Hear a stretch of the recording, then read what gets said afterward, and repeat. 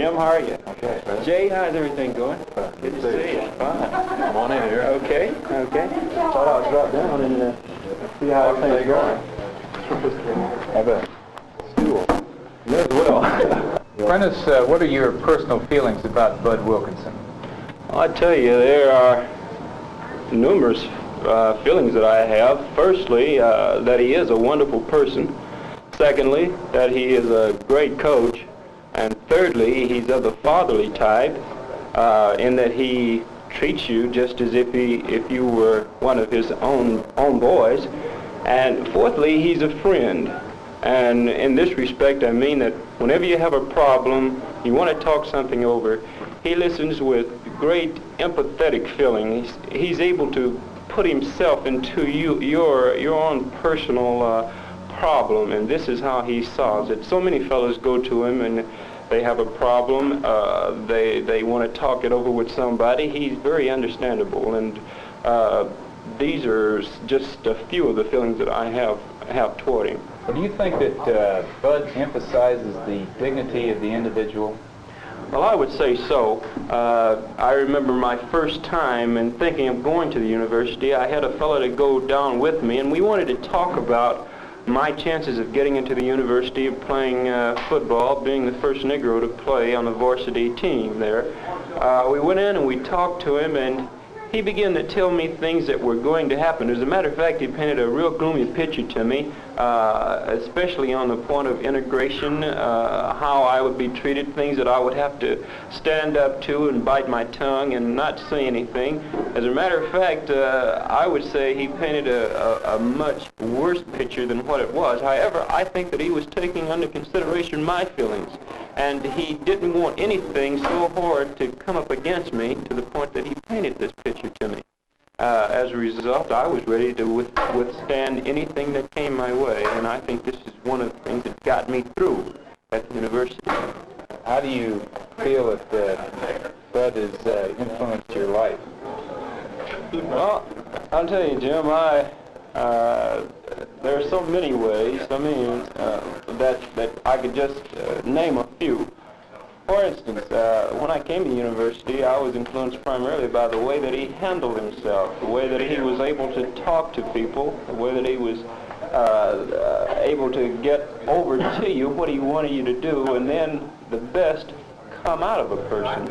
I think that his ability to handle men was a big factor in his record that he set. Anybody that's around Bud for any period of time will be influenced naturally by his personality, the type of person he is, and some of his character traits. And I feel like this sort of rubbed off on all the boys that were around him.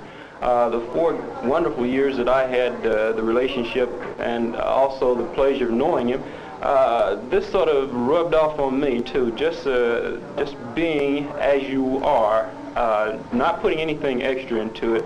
All of these things influenced me. Plus the fact that standing up for what you believe, the morals, the high morals that he had, the principles that he has, all of these things are a great influence on all the people that were around him, and they definitely influenced me.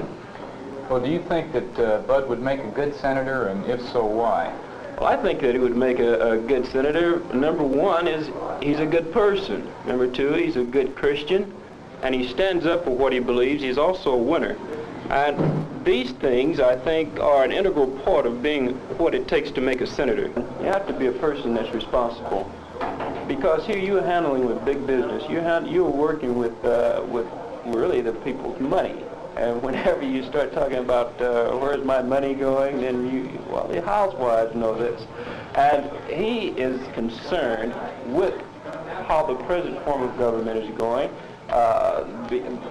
also with the little people, where their money is to go in the future, and also the little businessman.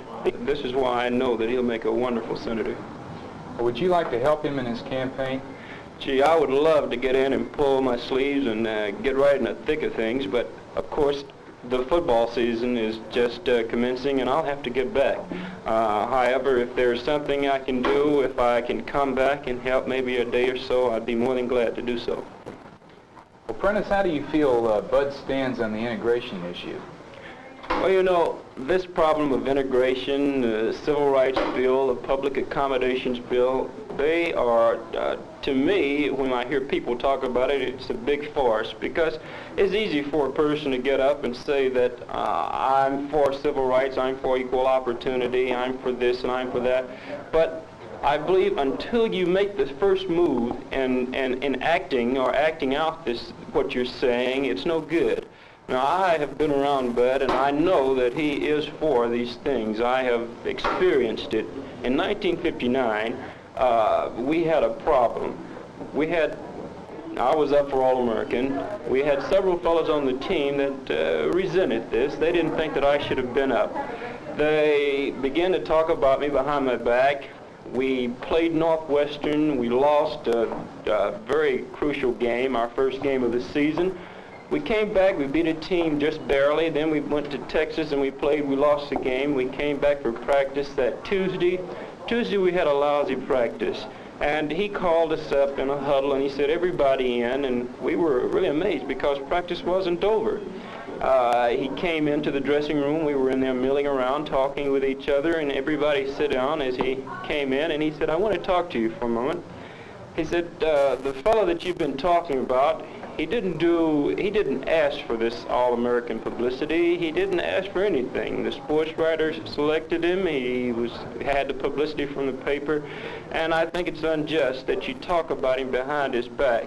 And until all of you decide that you want to play ball, you want to play together, that you're men enough, and then stand up and tell him the things that you said about him behind his back, I don't want to have anything to do with you. And he walked out and slammed the door.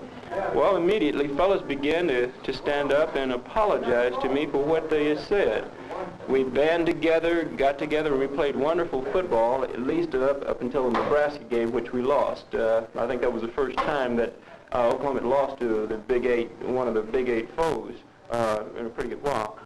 Then, also, I like to say that Bud is a guy that seems to speak his own. He's not a yes man, and I can't help but say that he's definitely the man, the choice for the U.S. Senate. There is no connection. He doesn't want to have the connection of being put in office by a big political wheels. He's for the people, for the little people. Gee, I can't see how people could be against him.